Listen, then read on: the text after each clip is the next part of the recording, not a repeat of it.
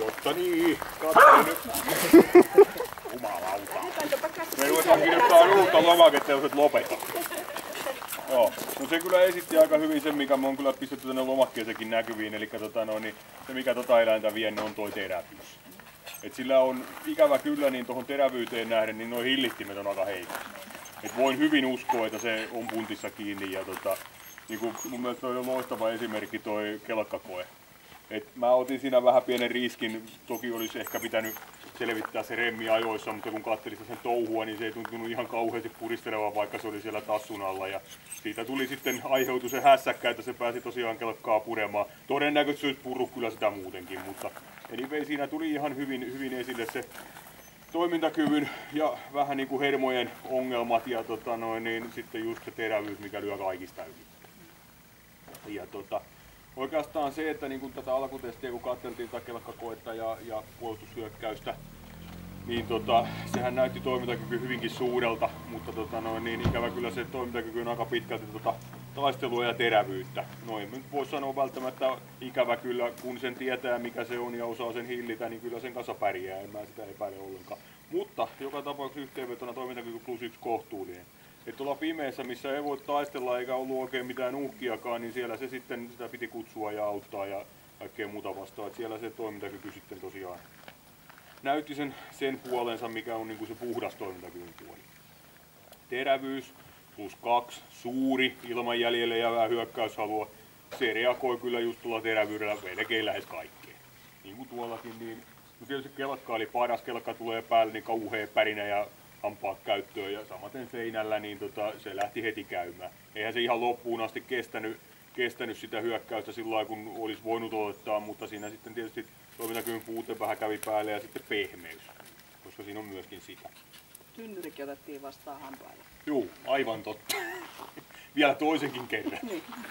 Ja puolustushalu +3 kohtuullinen hillitty. Siinä se kyllä päästi kohtuullisen lähelle, mutta oli hyvin tiukkana kyllä. Ja se oli niinku semmonen ihan niinku parasta mahdollista esitystä siltä puolelta. Samaten taisteluhalu +3 suuri. Siinä on se on aika jännä taistelija sinänsä, että niin se niinku kiristää sitä mukaan kuin itse kiristää. Että mäkin ensin aloitin, niin se oli aika löysästi siinä kiinni. Mä ajattelin, että kyllähän tän täältä voi hampaasta viedä pois, mutta eihän sitten vietkään. Et siitä tosiaan se plus. Ja sitten puolustushyökkäyksestä näkyi selvästi, että kun se heti piiskan pois, niin se rupesi keskittyä siihen uhkapuoleen ja lakkas peuhaamasta. Kaikista näistä tosiaan näkee sen, että se taisteluhalu lyö yli kaikesta muusta ja silloin se on sitä sukuta. Hermorakenne, niin kuin tuli tuossa tosiaan sanottua, että se on niin kuin vähän siis +1 hieman rauhaton.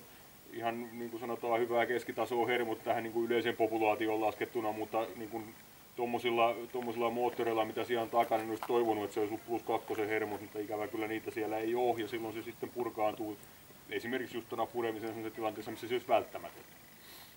Temperamentti +3 vilkas, se kyllä näkee ja kokee ja kerkiää kokemaan, että reagoinnissa ei ole mitään pahaa sanottavaa. +1 hieman pehmeä. Kaikkein parhaiten ehkä näkyy tuossa sateen suojalla, että se menen tullen väisteli sitä kulmaa. Yksittäisenä testinä voisi kuvitella jopa, että se on vähän enemmänkin kuin hieman pehmeä sen pitkäaikaisen kestoisen väestön kanssa, mutta sitten taas kun katsotaan koko testiä, niin kyllä se sitten taas muissa osa-alueissa kestää niin paljon, että se voi sinne hieman pehmeeseen laittaa. Toki tietysti tuo taisteluhalut ja aggressiot on yksi mitä mikä peittää sitä pehmeästä. Luokse päästävyys kuitenkin silloin kun ei ole mitään uhkaa eikä mitään muuta, eikä ole kiusattu, niin +3 hyvän tahtoinen luokse päästävä avoin. Ja laukaus varma, mutta niin kuin sanottu, niin tosiaan ne aggressiot on siihen malliin pinnassa, että kannattaa pitää mielessä. 183 pistettä. Ja hyväksytysti läpi. Luonnollisesti. Melkein kaiken muistin taas läpi. Hyvä. Tämä päivä oli sitten tässä.